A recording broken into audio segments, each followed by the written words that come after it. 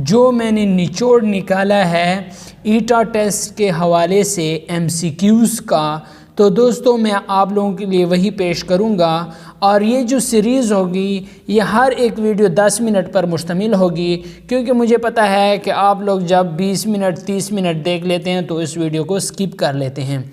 तो दोस्तों इस वीडियो का सीरीज़ जो होगी वो हर एक वीडियो 10 मिनट पर मुश्तमिल होगी, और इंशाल्लाह क्लास 6, 7 और 8 में से जितना भी मटेरियल होगा वो हम डिस्कस करेंगे।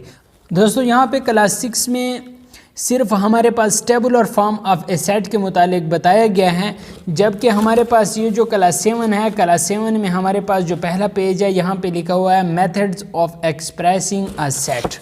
इन तीनों फॉर्म के मुतालिक बताया हुआ है कि सबसे पहला फॉर्म हमारे पास है डिस्क्रिप्टिव फॉर्म, दूसरे नंबर पे है टेबुलर फॉर्म और तीसरे नंबर पे हमारे पास है सेट बिल्डर फॉर्म। इन तीनों फॉर्म को अब हम डिस्कस करते हैं स्टेप बाय स्टेप।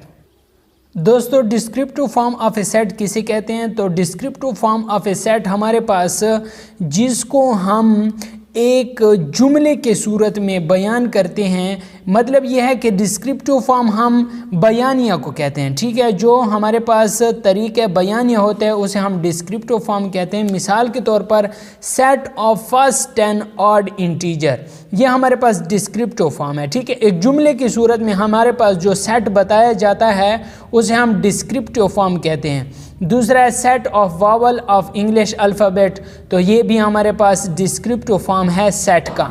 उसके अलावा दूसरे नंबर पे हमारे पास है टेबुलर फॉर्म।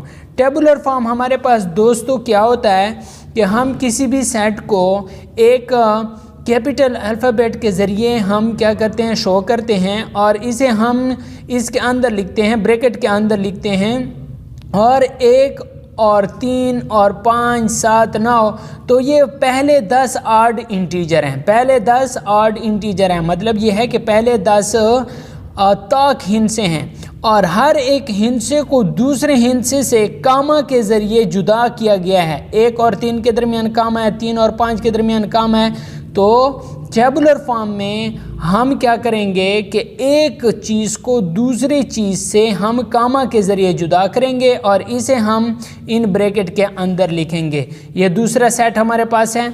इधर क्या था डिस्क्रिप्टिव फॉर्म में, set of vowel of English alphabet, तो यहाँ पे जो हमारे पास इंग्लिश अल्फ़ाबेट के जो वावल हैं AEIOU, इनको लिखा भी गया है और इनको ब्रैकेट के अंदर लिखा गया है, और एक एलिमेंट को दूसरे एलिमेंट के से कामा के ज़रिए जुदा किया गया है। तो यह हमारे पास tabular form of a set है।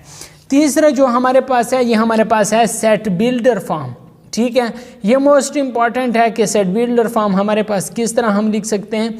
इन this form of a set a general element x and its characteristics property, ठीक है, is mention which is common to all the element of the set. जो हम x एलिमेंट लेते हैं, ये जो हमारे पास जनरल एलिमेंट x होता है और इसकी जितनी भी खसूसियात होती हैं वो हम मेंशन करते हैं, और ये कॉमन होती हैं तमाम एलिमेंट ऑफ द सेट में। मिसाल के तौर पर हमने यहाँ पे कहा है कि पहले 10 ऑड इंटीजर, पहले 10 ऑड इंटीजर, तो यहाँ पर हम लिखेंगे कि x such that x is odd number is less than 20।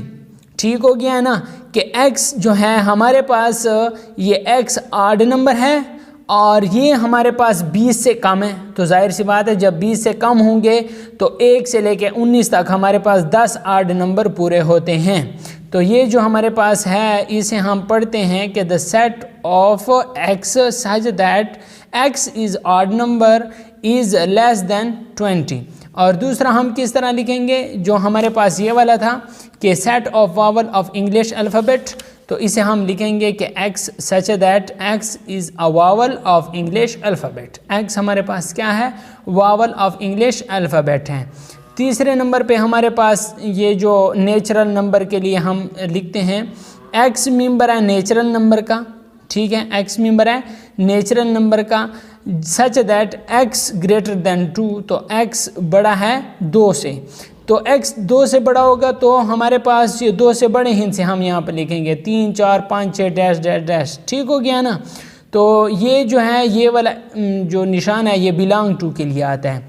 It is read as the set of all x is in natural number such that x is greater than 2। तो हम इसे इस तरीके से क्या करते हैं, पढ़ते हैं। तो दोस्तों उम्मीद करता हूँ आपको ये जो सेट को 3 तरीक़ों से हम एक्सप्रेस करते हैं उन तीनों तरीक़ों के मुतालिक समझ आ गई होगी।